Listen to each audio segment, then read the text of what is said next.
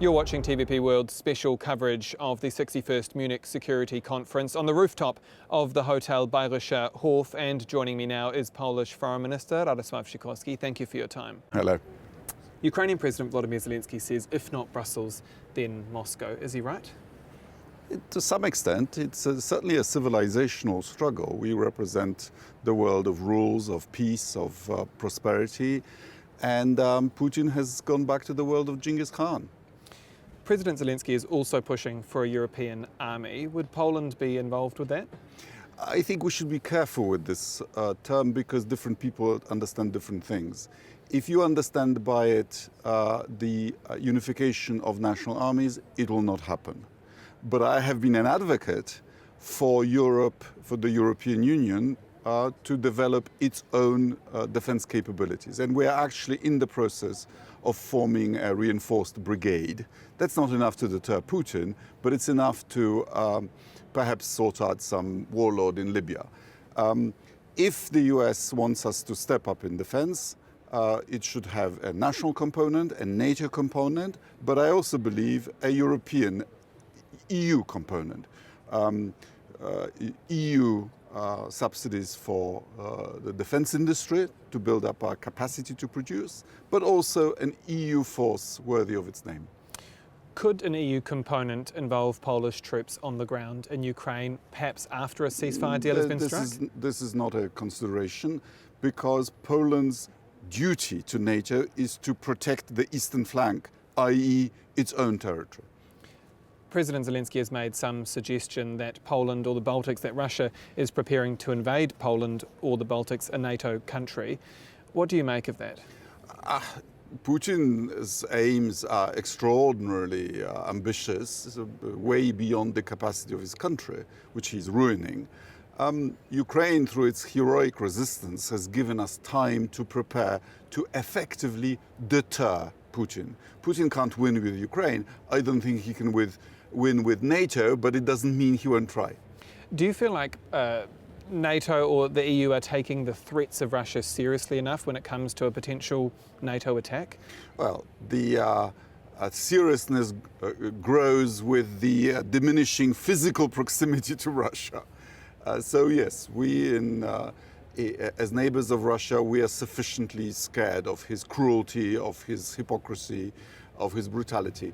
But further away from Russia, they also need to make their judgments that if Russia were to conquer Ukraine, the cost of deterring Putin would rise exponentially. I want to draw your mind back to US Vice President Vance's address. He says he's not as worried about Russia and China as the risk of Europe losing its democratic values. Your thoughts on that? Europe is a democracy. We have a different attitude than the United States to freedom of speech. In the US, it's almost absolute, whereas in Europe, we have libel laws. So there is just a difference here. He was right that migration is a concern for electorates everywhere. But in other differences that we have campaign finance rules. So, for example, in Romania, he cited the case. One of the candidates declared that he was spending zero on the campaign. Actually, someone was spending on his behalf huge amounts of money by our European standards. So these are just differences. But on the whole, it's part of a democratic conversation. Slight pity that President Vance did not communicate his strategic vision in the area of security. This is a security conference. What did you make of that? The fact that he barely mentioned Ukraine, he didn't really talk about defence, but instead took a totally different tack. To some, they were shocked and surprised by that. Were you? We were relieved because there was some press speculation that he might announce cuts in US military presence in Europe, and he didn't do that. So you were relieved by... Indeed. You've also met with Ukraine envoy Keith Kellogg this week. Is a peace deal close? Well, I met him bilaterally yesterday. I'm meeting him again together with my European colleagues. So it's good that there is this conversation with the US Special Representative for Ukraine. JD Vance did make one mention of Ukraine, quoting, "We can come to a reasonable settlement between Russia and Ukraine." Does Ukraine have reason to be worried about that word, what reasonable means? Well, I'm sure the Russian and the Ukrainian definitions are radically different at the moment. But this is just talk about possible future negotiations. It's I think, feeling the lay of the land, of discovering of what's acceptable to whom.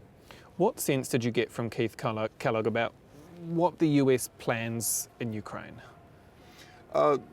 The conversation, again, has only just started. So you're looking forward to having a more... What I believe we need to do is to plan for the support of Ukraine for the medium term, for next year and the year after. We need to convince Putin that we are not seeking business as usual at any price, that we are prepared to stay the course, that we think this is a colonial war.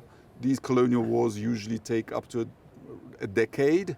Anything shorter than that would be a bonus, but we can wait him out until his economy collapses. And so you're looking forward to further conversations with Mr. Kellogg? We need to synchronize. Every new administration discovers certain things afresh and has its own ideas. That's perfectly legitimate. And we need to synchronize our actions.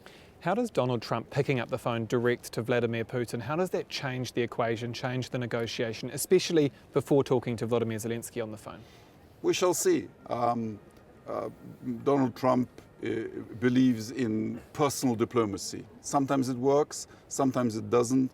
We hope it works in a way that preserves Ukrainian independence this time. Are you optimistic it will be? We shall pray for it.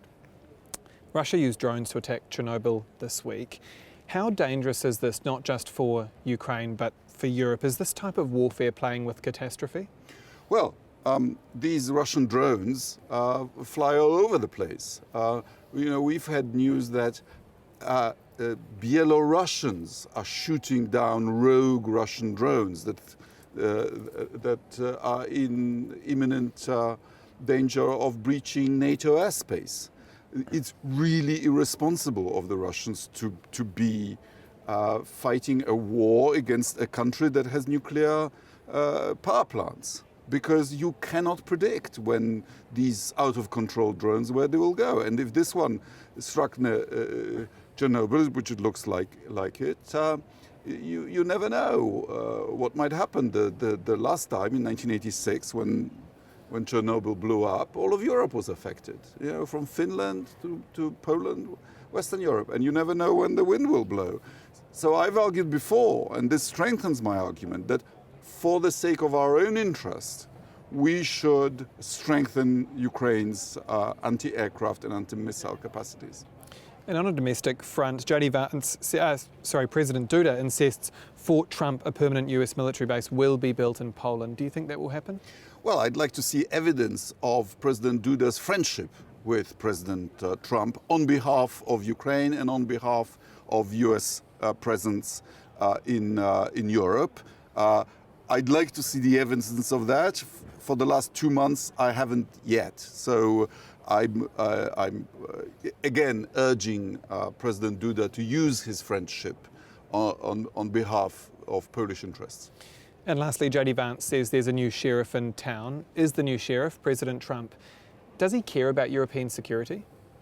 Well, we are allies, and that means that our predecessors have made a judgment that our security interests are intertwined. It is a bargain, actually. If you, the US, help us with deterring Russia, we will help you with your rivalry with China. There are all these deals, and they are reciprocal.